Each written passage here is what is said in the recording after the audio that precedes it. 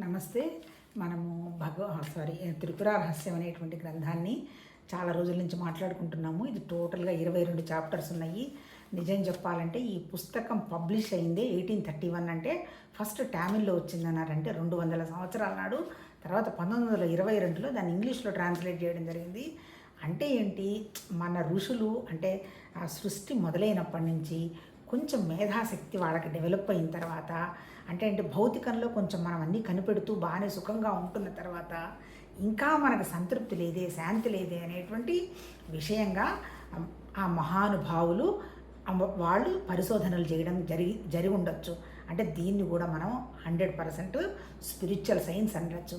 కాకపోతే ఏంటి, భౌతిక సైన్స్కి ఏంటి అంటే మెటీరియల్ సైన్స్కి పదార్థం ఉన్నది, ఇక్కడ స్పిరిచువల్ సైన్స్కి పదార్థం ఏం లేదు. వాళ్ళ యొక్క బుద్ధి ఒక్కటే పదార్థం. మళ్ళీ బుద్ధికి, మనసుకి, ఇంద్రియాలకి, శరీరానికి, ప్రాణానికి, భగవతత్వానికి తేడా ఏంటి? ఏం లేదు. అంటే శరీరమే నేను అనేది చూస్తూ ఉంటాయి కాబట్టి మన జ్ఞానేంద్రియాలు, కళ్ళు, ముక్కు, చెవులు అన్నీ పరిశీలన చేసి అది నాకు కావాలి, తెచ్చుకుందామా వద్దా అని ఘర్షణ చేసేది మనస్సు. ఇదమ్మా, ఇది కాదు, ఇది మంచిది అని చెప్పేది బుద్ధి.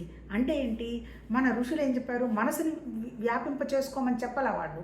అంటే ఏంటి, కాన్షియస్ అంటే నీకు తెలుస్తున్నటువంటి నీ బుద్ధిని విచారణ చేసుకొని అసలు సత్యమేందో అసత్యమేందో గ్రహించమని చెబుతూ, ఇంకా మహానుభావులు చెప్పింది నాకు అర్థమైంది ఏంటంటే, మనం హాయిగా ఈ భౌతిక జీవనాన్ని వండర్ఫుల్గా జీవించాలి అంటే ఏ జీవితానికైనా మనకు అవసరం తెలివి ఉన్నవాడు ఎవడైనా సుఖంగా ఉంటాడు. ఎందుకంటే ఏంటి, దేనికి కష్టపడాలో, దేనికి సుఖపడాలో, ఏది మన ఇబ్బంది పడుతుందో, ఏది మన ఇబ్బంది పెట్టడం లేదు అనేటువంటి విషయాన్ని ఎవడైతే గ్రహిస్తాడో వాడు ఇంటెలిజెంట్.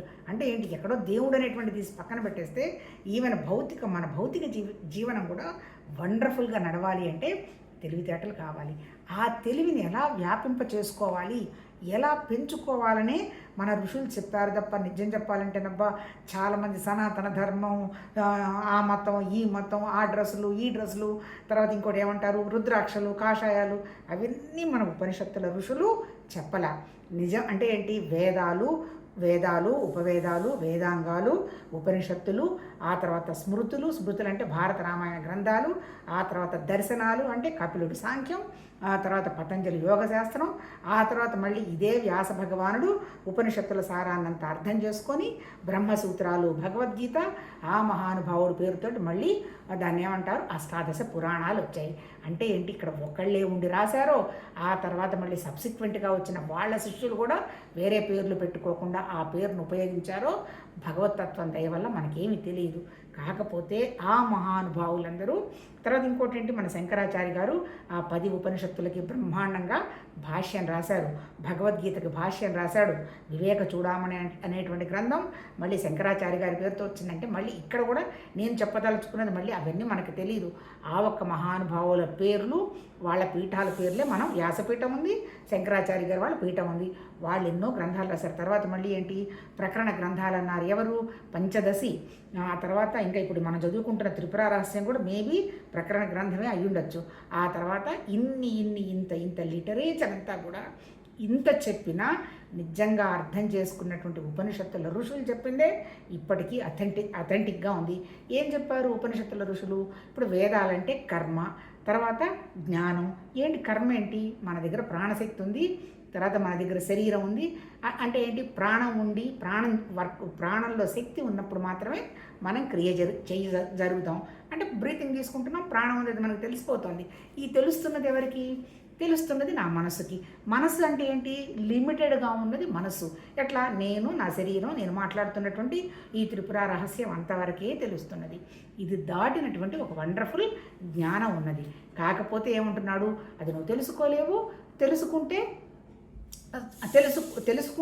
నువ్వు హ్యాపీగా ఉంటావు. మరి తెలుసుకోలేదు, నువ్వెలా తెలుసుకున్నావు, నువ్వెలా వేరే వాళ్ళకి చెప్పగలుగుతున్నావు అనేటువంటి విషయంగా ఇప్పుడు ఈ త్రిపుర రహస్యంలో డిస్కషన్ జరుగుతుంది.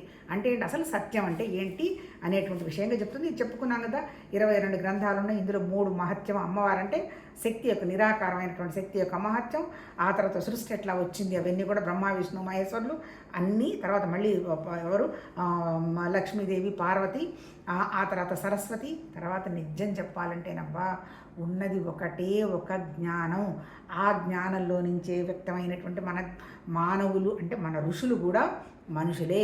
వాళ్ళు అర్థం చేసుకొని రకరకాల పేర్లు పెట్టారు. అసలు క్యారెట్ అంటే ఏంటి ఎలా తెలుసు?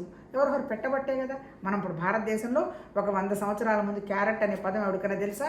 తెలీదు. బ్రిటిషర్స్ రాకముందు ఆలుగడ్డ అనేది తెలుసా? తెలీదు. అంటే ఏంటి? నేటివ్గా ఉన్న మన వంకాయలు, దొండకాయలు, బెండకాయలు ఇవే తెలుసు. మరి కొత్త కొత్తవన్నీ వచ్చాయి కదా. మరి చిక్కుడు తెలుసు కానీ మనకి బీన్స్ తెలియదు. అంటే అర్థం ఏంటి? ఇవన్నీ కూడా ఎవరికి తోచినవి వాళ్ళు అథెంటిక్గా పెట్టినటువంటి పేర్లు ప్రాసెస్ అవుతూ ఉన్నాయి. నిజం చెప్పాలంటే నామం రూపం ఏమీ లేనిది, మనం కనుక్కోలేనిది ఉన్నది వండర్ఫుల్ జ్ఞానం. ఇంతకీ మన ఋషులు చెప్పింది ఏంటి? ఆ జ్ఞానం ఉన్నది, దాన్ని నువ్వు పట్టించుకోకు. ఎక్కడుంది ఆ జ్ఞానం? నీతోనే ఉన్నది. నాతోనే ఆ జ్ఞానం ఉందనేటువంటి విషయాన్ని నువ్వు అర్థం చేసుకొని ఆ విషయంగా నువ్వు అనుభవంలోకి గనక తెచ్చుకోకపోతే నువ్వు ఎన్ని వేల గ్రంథాలు చదివినా, ఎంతమంది గురువుల్ని దర్శించినా నీకు పిసరకాయంత కూడా ఏమీ రాదు అని ఈ పుస్తకంలో చెప్పటం జరిగింది. అంటే ఏంటి? నేను వేరు, భగవతత్వం వేరు, నేను వేరు, అవతల మనుషులు వేరు అనే భావం నీకున్నంత వరకు ఎన్ని వేల సార్లు చదివినా అర్థమైనట్టే ఉంటుంది కానీ ఏమీ అర్థం కాదు. చాలామంది అనుభవం అంటుంటారు. అనుభవం అంటే ఎక్కడో ఏదో ఉన్నదనేది అనుభవం కాదు. నా దగ్గరే ఉన్నది, అది నేనే భగవతత్వం అయినప్పుడు నేను ఎలా ఉంటాను? నేను భగవంతుడనే నా విశేషాలని నేను అందరికీ చెప్తానా? ఏమన్నా దేవుడు ఎవరికైనా చెప్పాడా? సర్వసామాన్యంగా ఉండడం జరుగుతుంది. సర్వసామాన్యంగా ఉండడం అంటే కళ్ళు చూస్తాయి, చెవులు వింటాయి, నోరు మాట్లాడుతుంది. సర్వసామాన్యం అంటే ఏంటి? అదొక రకమైనటువంటి నిశ్శబ్దమైనటువంటి ఒక జ్ఞానం. ఆ స్థితిని అబ్జర్వ్ చేస్తూ పైకి అన్ని వ్యవహారాలు జరుగుతూ ఉంటాయి. దాన్నే అంతర్ముఖం అవ్వటం అంటారు. భౌతికంగా మనకి కర్తవ్యాలు, కర్మలు, ఆ తర్వాత ఇంకేం చెప్పాలి, సంకల్పాలు, అది కాదు ఇది కాదు, ఇది అవుతుందా అదవుతుందా అనే వికల్పాలు ఉన్నంతకాలం అంతర్ముఖం అవ్వటం చాలా కష్టం. ఏదైనా ఒక 5 నిమిషాలు 10 నిమిషాలు అయినా ఏదో అవుతుందని అనుకోవటమే జరుగుతుందనేటువంటి విషయాన్ని ఇక్కడ మనకి చెప్పడం జరుగుతుంది. ఇప్పుడు మనం ఏం చెప్పాము ఇందులో ఏంటి? అయ్యా అన్నిటికీ నీ మనసేనయ్యా, మనసు తప్పేం లేదు. ఆ మనసు బోలుడు ఊహించుకుంటుంది. మంచి ఊహించుకుంటూ మంచి అంటే వెళ్ళిపోతుంది, చెడు ఊహించుకుంటూ చెడు వెళ్ళిపోతుంది. అందుకని ఈ రెండూ లేనటువంటి స్థితిలో ఒకటి ఉన్నది, అదే నీ దగ్గర ఉన్నటువంటి జ్ఞానం. ఆ దృష్టితో చూడు. ఈ భౌతికం అంతా జస్ట్ ప్రకృతి ఉంటుంది, వస్తుంది, వెళ్ళిపోతుంది, మారుతుంది. దీని గురించి నువ్వు పిసరంతా కూడా పెట్టాల్సిన అవసరం లేదు. అందుకని కాకపోతే ఏం చేస్తావు? జస్ట్ ఇండిఫరెంట్గా ఉండు. చూస్తావు, వింటావు, మాట్లాడతావు, అంతే తప్ప నీ లోపలికి తెచ్చుకోనేటువంటి స్థితి ఏంది?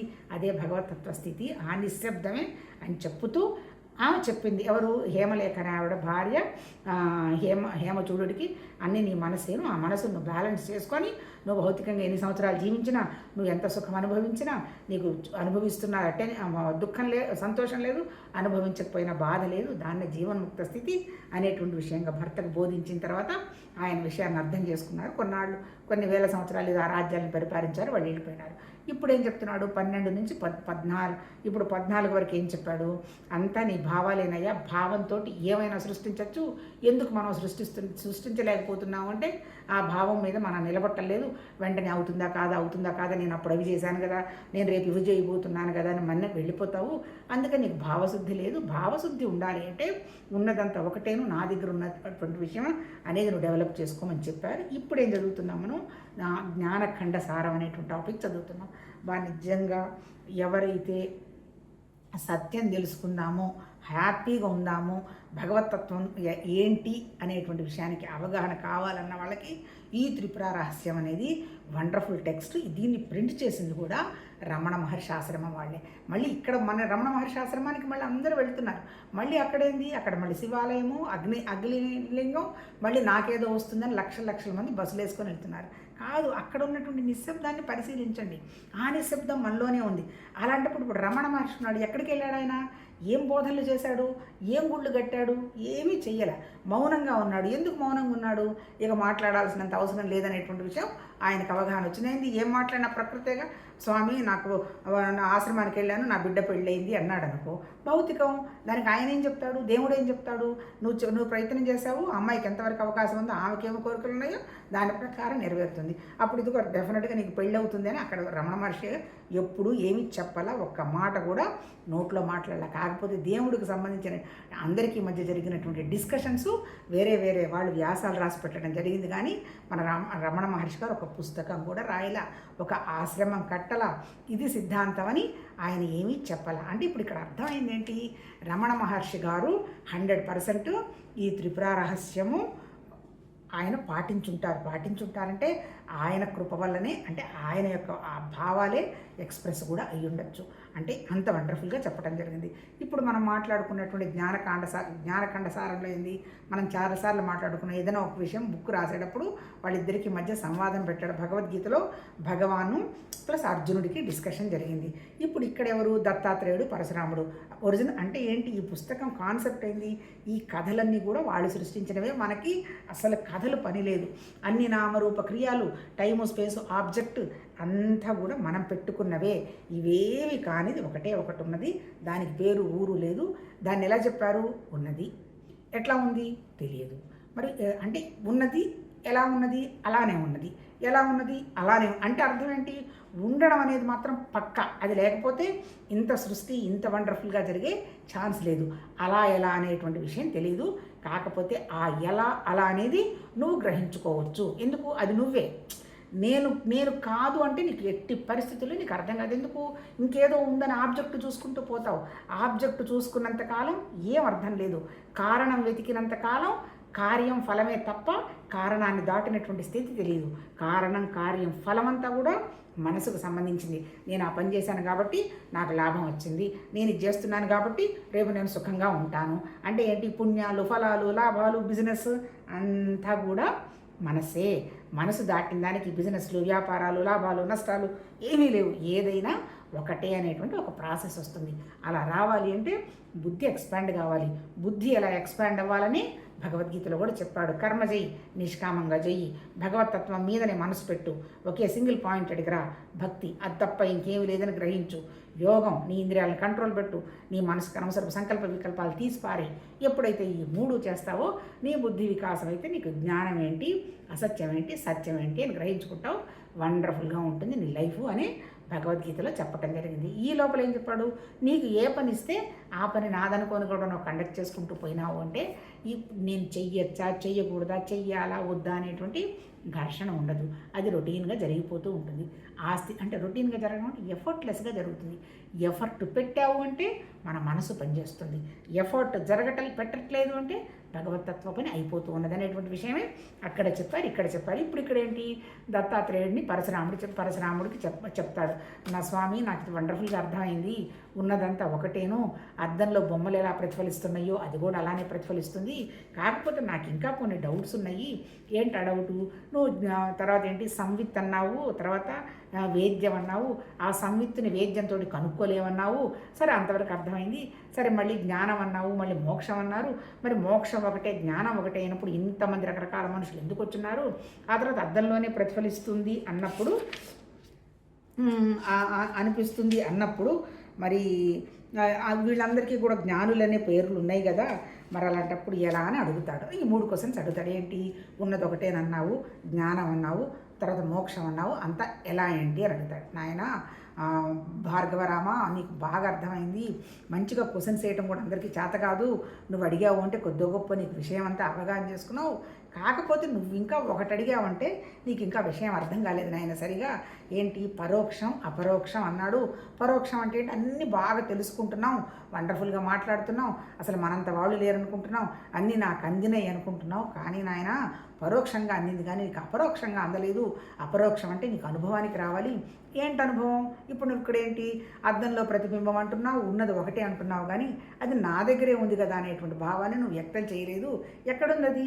సర్వత్రా ఉన్నటువంటిది నీతో కూడా ఉంది కదా, అది నేనే కదా, నువ్వేం చెప్పలేదు కాబట్టి నీకు ఇంకా సరిగా అవగాహన రాలేదు.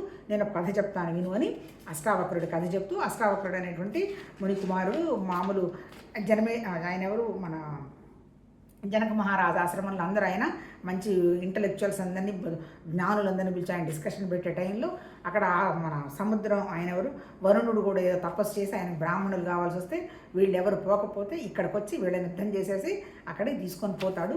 అందులో కహోలుడు అనేటువంటి మునీశ్వరుడు కూడా ఒకడు ఉంటాడు, ఆయన కొడుకే అష్టావక్రుడు. ఈ అష్టావక్రుడు ఈ వరుణుడిని ఓడించి బ్రాహ్మణులందరినీ తీసుకొని వస్తాడు, అంటే మునీశ్వరులందరినీ తీసుకొని వస్తాడు. తీసుకొని వచ్చి కూడా కొంచెం అహంకారంగా నవ్వు పెట్టి మీకు అది కూడా తెలియదా అన్నట్టు ఏదో పెట్టాడు అంటారు. అంటే నిజం చెప్పాలంటే ఈ కథలన్నీ కూడా మనం విషయాన్ని అర్థం చేసుకోవటానికి అని అర్థం. ఏంటి ఇప్పుడు ఈ పుస్తకాన్ని బోధిస్తున్నది ఎవరికి? ఫస్ట్ సుభేదనుడు మొదలుపెట్టింది ఎవరికి? నారద మహామునికి బోధిస్తున్నాడు. మరి నారదుడికి విషయం తెలియదా?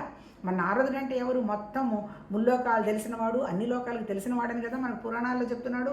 అంటే ఇంత సత్యం నారదుడికి తెలియదా? అంటే ఉద్దేశం ఏంటంటే అంతటి వాళ్ళకు కూడా విషయం అవగాహన కావటం లేదు.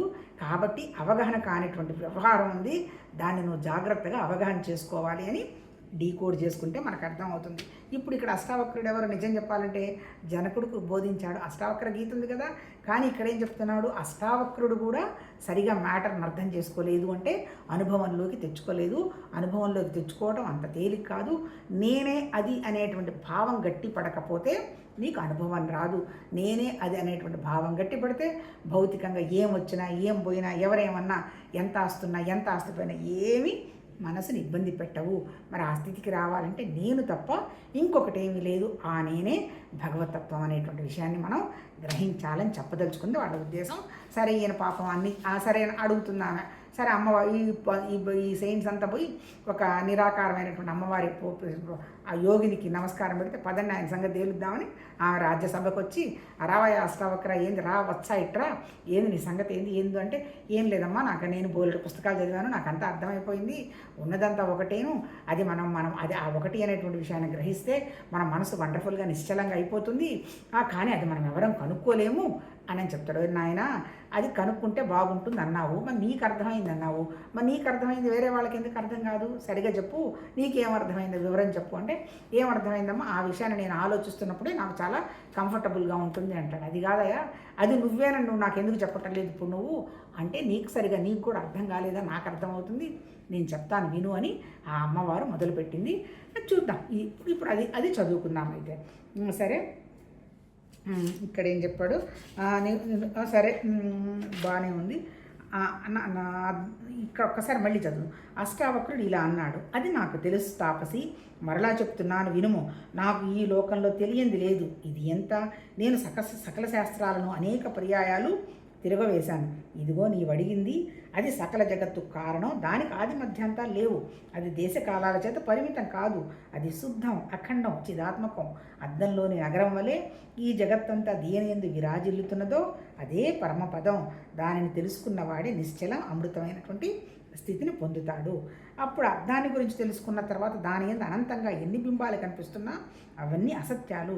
అర్థమే సత్యం అనేటువంటి విషయంలో ఎలా సందేహం కలగదో అలాగే పరతత్వానికి తెలిసిన వాడికి జగత్తు అనే అసత్యం అనేటువంటి విషయంలో సందేహం కలగదు. అటువంటి వానికి అసత్యమైన జగత్తుతో తెలియంది కోరదగంది ఏముండదు. అటువంటి ఆత్మ ఒకటే చేతనం, తక్కిన జగత్తంతా అచేతనమగుడిచే దానిని తెలుసుకున్నట్టుకు ఇంకొక చేతనుడు లేకపోవడం చేత అది తెలుసుకొనబడదు. ఇలా శాస్త్ర దృష్టితో నీవు అడిగిన తత్వం నిరూపించబడుతున్నది అని చెప్పాడు. తాపసి ఇలా అంది, మునికుమార శాస్త్రంలో ఉన్నట్లు నువ్వు నాకు చక్కగా చెప్పావు. ఇది సర్వసమ్మతమే, కానీ దాన్ని తెలుసుకున్నవాడే నిశ్చలం అమృతమైన స్థితిని పొందును అని మొదట చెప్పావు. తరువాత దానిని తెలుసుకున్నట్టుకు ఇంకొక చేతనుడు లేకపోవడం చేత అది తెలుసుకొనబడదు అని చెప్పావు. ఇది మొదట చెప్పిన దానికి విరుద్ధం. ఇది తెలుసుకున్నట్టుకు సాధ్యమే కానిదైతే నీకెలా తెలిసింది? నీకు తెలియకపోతే అది నాకు తెలియదు కావున లేదు అని నిరూపింపు. అది ఉన్నది నాకు తెలుసు నీవంటే అది తెలియబడదు అని చెప్పకూడదు. అంటే అది లేదు అని నువ్వు చెప్పడానికి నీకు అర్హత. ఇప్పుడు నేను కూడా ఎప్పుడు అంటుంటాను నాకు దేవుడు ఉన్నాడని చెప్పలేదు, ఎవరు చెప్పలేదు అంటున్నారు, అది తప్పు. ఇప్పుడు నాకు అర్థమైంది. ఏంటి? నాకు తెలియదు అంతే. ఏది నాకు తెలియదు, నాకు తెలియని దాన్ని వాళ్ళకు కూడా తెలియదని నేను ఎలా చెప్పగలుగుతాను? వాళ్ళకి తెలిసిందేమో. అంటే అర్థం ఏంటి? నువ్వు ఉన్నది అనేటువంటి విషయం నీ అనుభవానికి 100% వాస్తవమే. ఎందుకు చెప్పారు వాళ్ళు? భౌతికానికి విలువివ్వకుండా ఉండు. భౌతికం ఎప్పుడు క్షణం పిచ్చ కోరికలు మన ఇబ్బంది పెడుతూ ఉంటుంది. ఎప్పుడైతే భౌతికం అనేది అసత్యం అనుకుంటావో ఈ సత్యమైన విషయం మీదనే మన మనసు నిలబడుతుంది తప్ప ఈ వచ్చిపోయే వాటన్నిటికీ అంత ఘర్షణ పడాల్సిన అవసరం లేదు అనేటువంటి విషయం మనకు 100% అర్థమవుతుంది. ఎప్పుడైతే ఆ విషయం అర్థమైందో మనసు నిశ్చలంగానే ఉంటుంది. మరి అది నేనే అనేటువంటి విషయాన్ని గ్రహించాలి అంటే మరి ప్రపంచం కూడా నాకు కనపడకూడదు కదా. మరి ప్రపంచంలో అన్ని పనులు జరుగుతున్నాయి కదా. మరి అప్పుడు నేను లేదు అని ఎలా అంటాను? అంటే నాకు ఇంకా వ్యవహారం మీద వ్యామోహం ఉన్నది కదా. వ్యామోహం ఉన్నప్పుడు నాకు పూర్తిగా జ్ఞానం వచ్చిందని ఎలా అంటే జ్ఞానం నాకు అర్థమైందని ఎలా అంటాను అనేటువంటి విషయంగా చెబుతూ నిన్న మనం చాలాగానే మాట్లాడుకున్నాం. కావాలంటే ఒకసారి వెనక్కి వెళ్ళి వినండి. అంటే ఏంటి, నీవు చూడని దాన్ని నీకు తెలియనంత మాత్రాన అది లేదు, తెలియబడదు అని చెప్పడానికి లేదు. నీకు అర్థమైంది కదా. అట్లాగే అవగాహన చేసి ఎవరైనా డిస్కవరీ చేస్తే విషయాన్ని అర్థం చేసుకుంటే అర్థమవుతుంది. దానికి ఇందాక మాట్లాడుకున్నాక అంతర్ముఖం కావాలి. లోపల మనం పరిశీలించుకోవాలంటే లోపల ఉన్నటువంటి నిశ్శబ్దాన్ని మనం 24 గంటలు వినాలి. మాట్లాడుతుంటాం, నిశ్శబ్దం చెక్కు చెదరకూడదు. ఎన్ని పనులు చేస్తున్నా ఆ నిశ్శబ్దంలో నుంచి మనం బయటపడకుండా ఉండగలిగితే భగవతత్వం అనేది మనకు అర్థం అవుతున్నది, మన దగ్గరే ఉన్నది అదేనేటువంటి విషయం మనకు తెలుస్తుంది. ఇప్పుడు ఇక్కడ అమ్మవారు ఆ శక్తి ఏం చెప్పిందో చూద్దాం. అసలు ఇదంతా నీ సృష్టితోనే అనుకుంటున్నావు, దానిని నువ్వు స్వయంగా అపరోక్షంగా తెలుసుకోలేదు. నేనే దేవుణ్ణి నేను అపరోక్షంగా అంటే అనుభవానికి చెందాన, వ్యవహారం అంతా ఉంది, అన్నీ జరుగుతున్నాయి కాబట్టి మనసు నిశ్చలంగా ఉంది, కానీ కంప్లీట్గా తెలుస్తున్నదా? జగత్తు ప్రతిబింబంగా ఉన్నదని నీవు ప్రత్యక్షంగా చూస్తూ దానికి అర్థంగా ఉన్న ఆత్మను చూచటం లేదని ఎలా చెప్తున్నావు? నువ్వు ప్రపంచాన్ని చూస్తున్నావు, నీకు బాగానే కనపడుతున్నది, అది అర్థంలో ప్రతిబింబం అని నువ్వు ఎట్లా అంటున్నావు? హాయిగా ఆకలి వస్తుంది, పోయి తింటున్నందుకు ఆనందం వస్తుంది, మంచిగానే ఉంది. మరి ఇది ఏదో జరుగుతున్నది స్వప్నంలో లాగా నేను తింటున్నానని నువ్వు ఎలా అంటావు? హాయిగా తింటూనే ఉన్నావు కదా, అన్నీ చూస్తూనే ఉన్నావు కదా.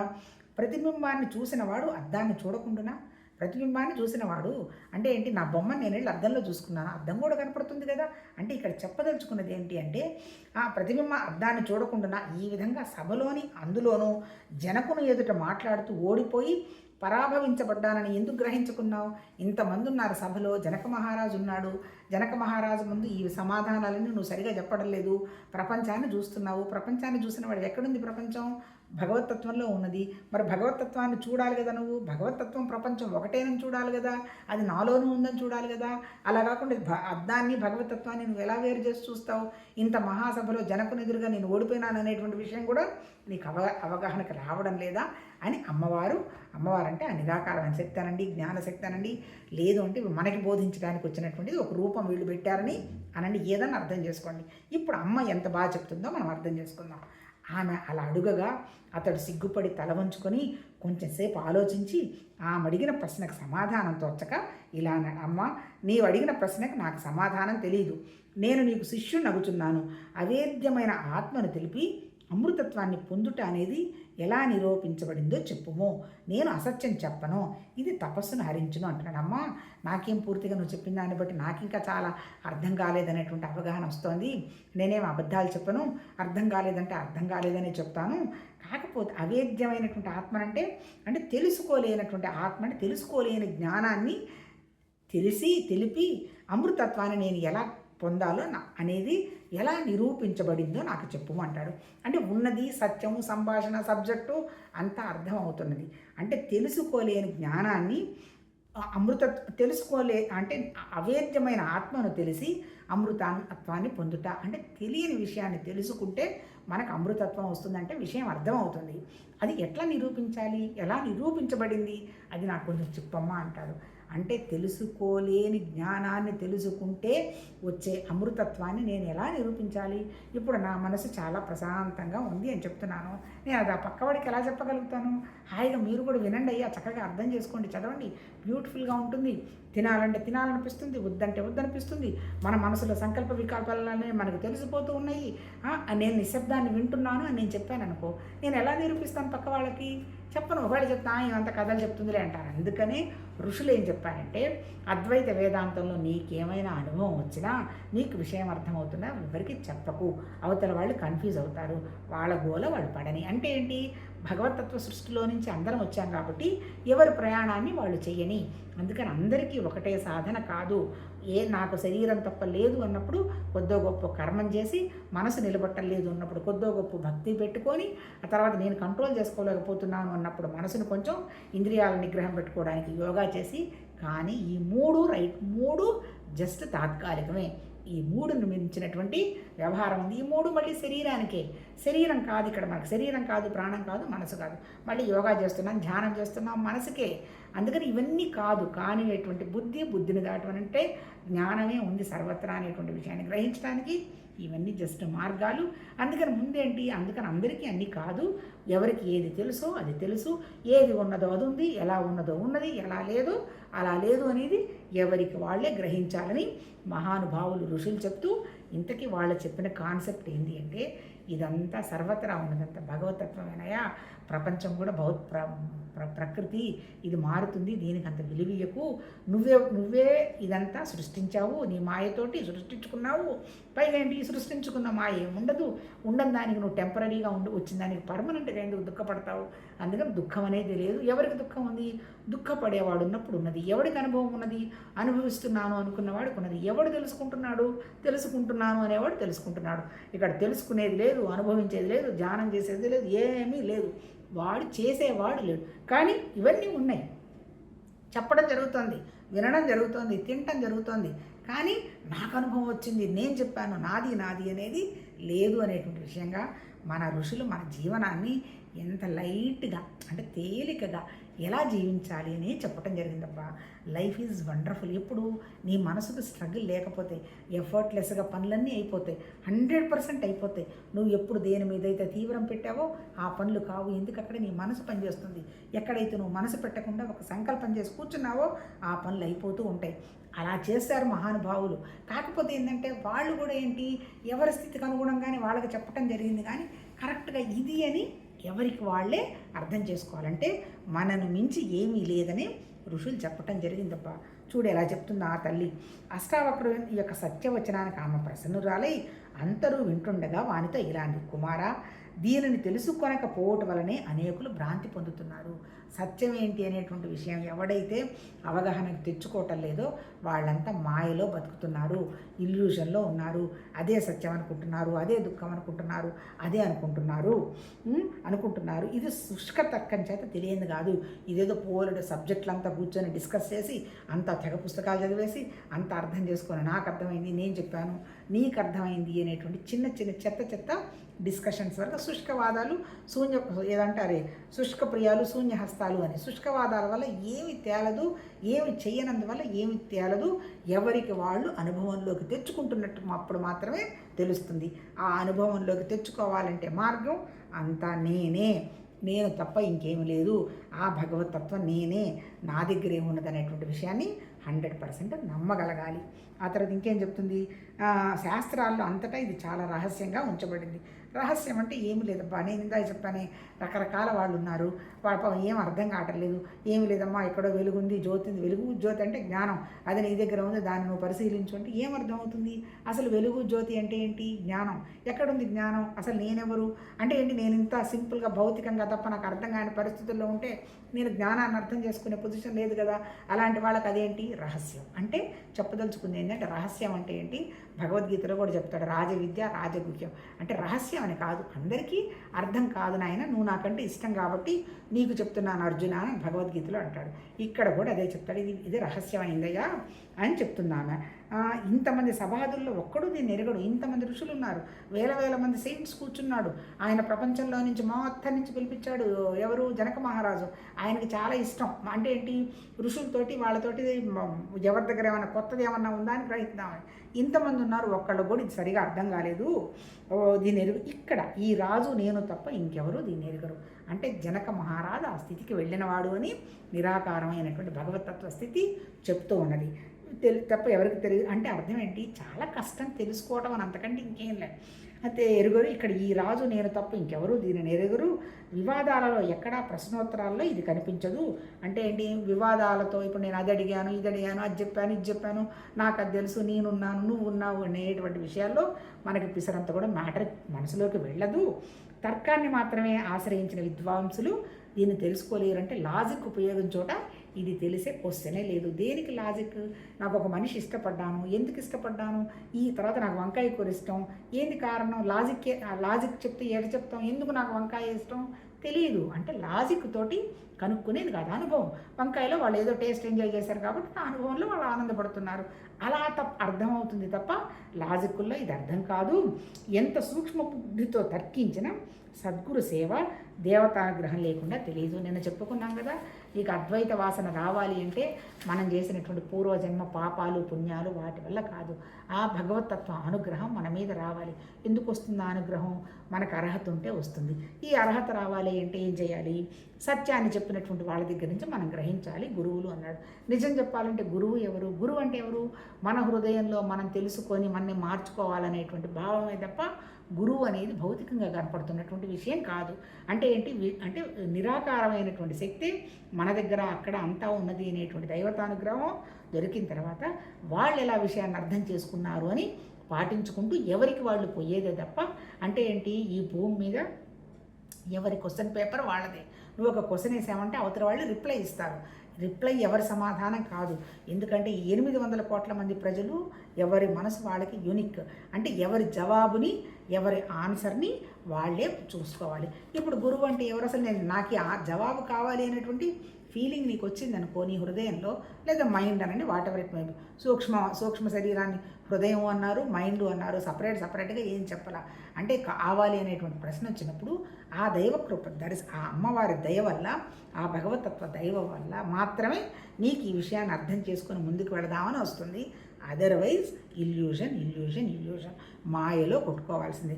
ఇక్కడ చెప్పింది ఏంటి అంటే ఆ విషయానికి అర్థం కావాలి అంటే భౌతికమైనటువంటి విషయాల మీద కొద్దో గొప్ప మనకి వాటి మీద ప్రేమ అవి కొంచెం జారిపోవాలంటాడు. నెక్స్ట్ ఆమె ఎలా చేయాలో చెప్తుంది. ఇప్పుడు ప్రస్తుతం అయితే ఇందులో అమ్మ చెప్పింది ఏంటి?